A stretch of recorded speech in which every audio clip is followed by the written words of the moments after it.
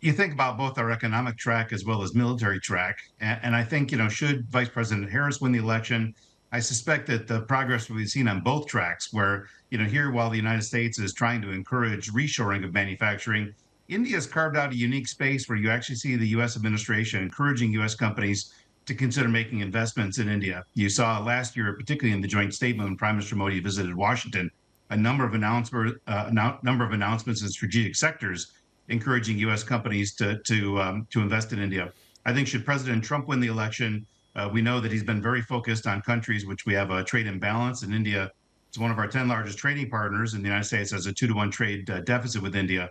So I think economic matters is where you're going to see big divergence depending on who wins the election. But I think both candidates are going to be very strong and very bullish on India in terms of trying to expand defense cooperation. Richard, we saw some footage there earlier of Satya Nadella and Lisa Su, and this really touches on the issue of immigration and the battle for top tech talent. And we know that if it is Trump 2.0, then that policy becomes even more restrictive. How is that? How are they going to thread the needle with building a relationship with India and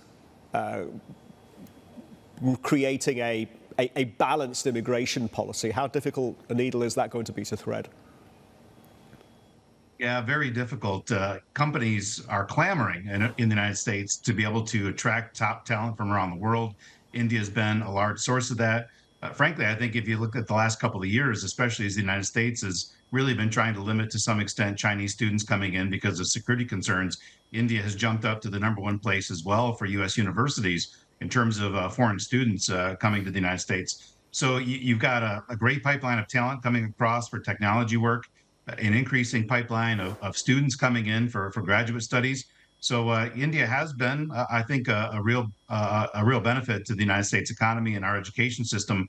And hopefully, whether President Trump wins, he won't look to limit that. And I think that's going to be something Prime Minister Modi will be urging and pushing on to try to make sure that these lines remain open, that India doesn't become a big target for any anti-immigration stances the Trump administration might take should they come back to office.